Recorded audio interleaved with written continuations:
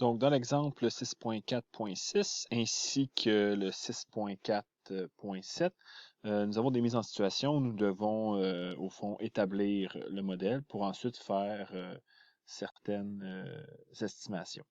Donc, comme d'habitude, la première étape, ça va être d'identifier quelle est la variable indépendante et quelle est la variable dépendante pour ensuite faire le nuage de points.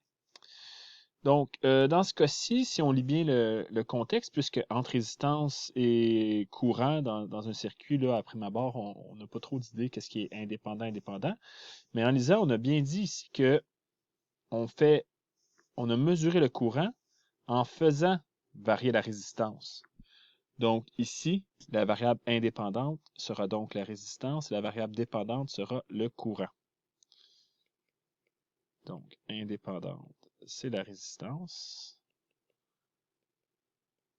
Je peux tout de suite aller mettre ici, dans le fond, la valeur de la résistance, les unités, le ohm, et la variable dépendante, le courant, en ampères. Donc, on construit le nuage de points après avoir gradué les axes. Donc, ici, on pourrait y aller à coût de 0,5 pour 2 cases. Si vous observez là, ce qui se passe en X, on va de 1 à 3,7. Donc ici, il va y avoir 3,7, il va juste être à côté, ça devrait bien aller. Et ici, on va y aller à coût de 1.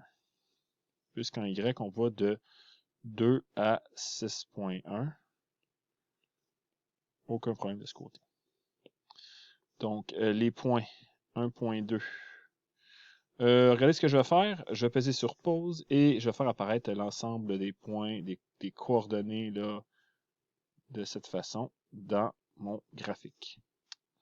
Voici, nous avons le nuage de points qui a été créé. Ici, quand donc on regarde l'allure du nuage, ben, je serais d'accord avec vous qu'on pourrait quand même supposer, on n'est pas loin d'obtenir une droite, mais sans dire que c'est un mauvais choix, on essaie de trouver le meilleur choix parmi les modèles disponibles.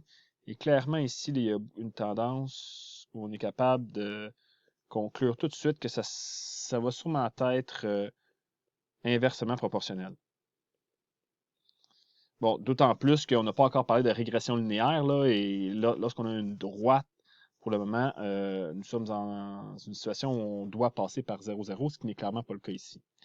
Donc, le nuage de points suggère y égale a sur x, mais j'aurais tendance à dire que ça pourrait être également y égale a sur x carré. Je ne veux pas vous donner la réponse tout dans le bec. Là. On va partir de ces deux hypothèses et vérifier laquelle va être le meilleur choix. Donc, pour y arriver, si on suppose que nous avons y égale a sur x carré, ça veut donc dire, je le répète, pour que je l'apprenne par cœur, là, que y fois x carré devrait nous donner relativement toujours la même chose. Donc, si on effectue les opérations là, à partir de nos valeurs, donc y6, le premier couple 6,1 en y fois notre valeur en x au carré, nous obtenons 8,78. Donc, on fait ça pour chacun de nos couples. Mais afin de ne pas perdre de temps, il faut être critique envers ce qu'on fait et ne pas se gêner pour arrêter. Donc déjà là, vous voyez que c'est un peu là. Je vais juste en faire un dernier pour vous montrer. Donc si je prends 3,3 fois notre valeur en x, notre troisième point, 2,2 au carré, donc on aurait 15,97. Tout de suite ici, là, on devrait dire stop. Puisque les valeurs qu'on a ici pour, je répète que ça, c'est supposé d'être des valeurs de A, qui sont relativement constantes, bien, on a 8,78, 12,43, 15,97. Dès que vous voyez que la tendance ne semble pas faire en sorte que le A est relativement constant, bien, je vous invite à changer de modèle. Et notre autre hypothèse, c'était que Y est égal à A sur X. Donc, dans ce cas, on va vérifier si Y fois X nous donne un A qui est relativement constant. Donc, je répète ici que en prenant les couples de points qui nous sont fournis, par exemple 6.1, 1.2, si on effectue l'opération demandée, donc 6.1 fois 1.2, ben, on regarde combien ça donne. Ici, 7,32. Et on effectue le travail pour l'ensemble des couples X, Y. Donc, 4.3 fois 1.7. Et là, tout de suite, on va regarder ce qu'on obtient, 7,31. Je répète que les valeurs qui sont ici sont des valeurs expérimentales de A. Nous voudrions pouvoir conclure que les valeurs de A sont relativement constantes d'une valeur à l'autre. Donc, ce serait très surprenant que ça donne toujours la même chose, mais si les valeurs de A pour l'ensemble des données tournent autour de la même valeur, ben, on est sur la bonne piste. Clairement, 7.32, 7.31, hein, ça semble assez judicieux comme choix, donc on va continuer le travail, puisque nous aurons besoin de l'ensemble de ces valeurs pour trouver la moyenne des A expérimentaux pour établir le A que nous utiliserons dans le modèle. 3 fois 3.2. Donc, ici, on obtient par la suite 7,26. Encore bon. 7,29. Finalement, 7,36. J'ai oublié une autre petite case. Donc, ça va être 2 fois 3.7. Donc, vous pouvez valider avec les XY. Et cela nous donne 7.4. Donc, il faut inclure ça ici, là, le A. Donc, on a 1, 2, 3, 4, 5, 6 valeurs de A qui tournent pas mal autour de 7.3 environ. Donc, on peut conclure que le modèle à utiliser était celui-là, puisque les A sont relativement constants.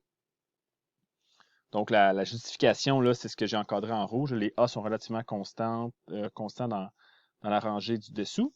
Et maintenant, pour calculer la valeur du A du modèle, nous allons faire la moyenne entre 7,32, 7,31, 7,26, 7,29,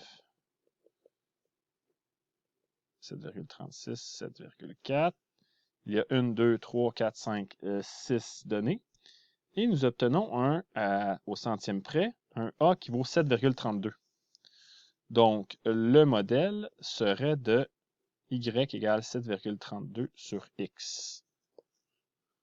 C'est ce que nous utiliserons pour faire des prédictions sur différentes valeurs en X et en Y. Donc, nous avons ici une valeur de X qui donne 3,5. Donc, on cherche le courant, c'est-à-dire la valeur Y. Nous remplaçons tout simplement X par 3,5. Assurons-nous d'obtenir une valeur de X qui est dans le domaine d'interpolation. Donc, si le X de 3,5, aucun problème. Je vais vous donner un exemple tout de suite. 0,8. Cette valeur-là de X n'est pas dans le domaine d'interpolation. Puis si on regarde quel est-il ce domaine, bien, la plus petite valeur en X est de 1,2 et la plus grande, 3,7. Donc, on doit à tout prix, si on veut faire de l'interpolation, être entre 1,2 3,7. Comme 0,8 n'est pas dans l'intervalle, il s'agit d'extrapolation. Nous ne voudrons pas donner de valeur grâce à notre modèle dans ce cas-ci. Dans le cas ici, on a Y égale 4. Donc, si Y égale 4, on cherche la valeur de X. Ça nous amène à dire que X est égal à 7,32 sur 4, 1,83 ohms. Ce qui est bel et bien dans le domaine d'interpolation. Voilà pour l'exemple 6.4.6. Nous continuons le travail de modélisation dans l'exemple 6.4.7. Comme d'habitude, on a une série de données. Ici, il n'y a pas nécessairement de contexte, là. Donc, on a une série de données, donc des points qui sont couplés en X et en Y, pour lesquels on essaie de trouver le bon modèle mathématique pour ensuite faire des prédictions. J'ai pris de l'avance, j'ai déjà fait le nuage de points, puisque après un certain temps, ça devient quelque peu redondant. Mais encore une fois, là, qu'est-ce qui m'attire, qu'est-ce qui devrait attirer votre attention, c'est le choix qu'on fait dès le début. Donc, ici, il semblerait, encore une fois, on est en mesure de voir tout de suite qu'on a quelque chose qui est inversement proportionnel, puisque lorsque les X augmentent, les Y diminuent. Mais est-ce que nous allons prendre Y égale A sur X comme modèle, donc inversement proportionnel, ou inversement proportionnel au carré? Encore une fois, je crois que c'est les deux choix là, qui nous sautent aux yeux. Comme j'ai fait l'exemple précédent, je vais tenter avec un critère algébrique de départager le choix qui serait le plus judicieux. Donc, juste pour répondre aux questions dans l'ordre, en B, on demande quel modèle mathématique la relation, le graphique semble-t-il suggérer. Bien, on a dit qu'on avait Y égale A sur X, donc inversement proportionnel. Ou Y égale A sur X carré, qu'on appelle inversement proportionnel au carré de X. Donc, pour choisir, nous allons, pour les deux hypothèses, valider la valeur de A. Donc, si on a un modèle inversement proportionnel à X, Y fois X devrait être relativement constant. Donc, quand on fait Y fois X, nous obtenons, pour nos premières valeurs, les choses suivantes. Tout de suite, je vous demande d'arrêter.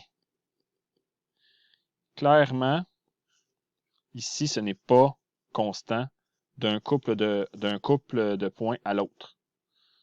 Alors que ici, nous aurons des valeurs qui tournent pas mal autour de 5, je dirais environ, hein, à l'œil comme ça. Là. Donc, vous prenez votre calculatrice, vous faites Y fois X au carré, Y fois X au carré pour chaque donnée obtenue. Et vous obtenez ces valeurs-là. Et c'est important de le justifier. Les valeurs expérimentales de A sont relativement constantes. Donc, le modèle est donc Y égale A sur X carré. Pour calculer la valeur de A, nous ferons la moyenne entre les différents A expérimentaux que nous avons obtenus.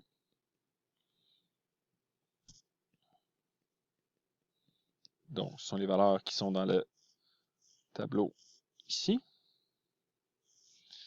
Et on divise par 1, 2, 3, 4, 5, 6.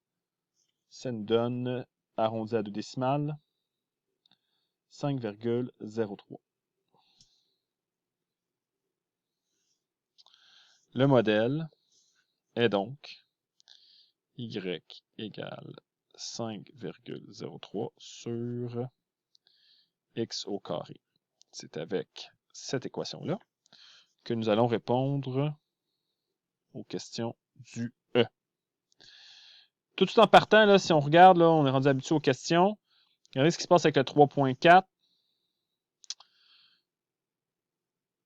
Les valeurs, le 3.4 qui est ici, là, à l'extérieur du domaine.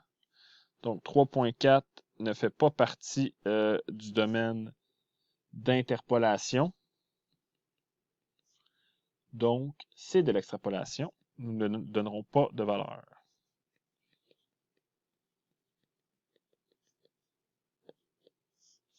Alors qu'en 2.8, si on remplace x par 2.8. Pas de problème. 2.8, ça fait partie de l'intervalle ici. Tout à fait. Et ça nous donnera 0,64. Vous pouvez confirmer que sur votre graphique, lorsque x vaut 2.8, on est à peu près ici, quelque chose comme ça. On n'est pas loin de notre 0,64, du moins ça nous donne un ordre de grandeur. Finalement, lorsque y vaut 10, on cherche la valeur de x. Ici, rappelez-vous que nous prenons des valeurs uniquement positives, donc x carré égale 5,03 sur 10. Bien que lorsque nous faisons la racine d'un nombre au carré, il faudrait prendre la partie positive ou négative. Ici, nous prenons uniquement que la valeur positive dans le type de problème pour lequel nous travaillons. Cela donne 0,70. Encore une fois, si on va voir pour y égale 10, y égale 10, 0,70, ça fait quand même du sens. Donc, voilà pour l'exemple.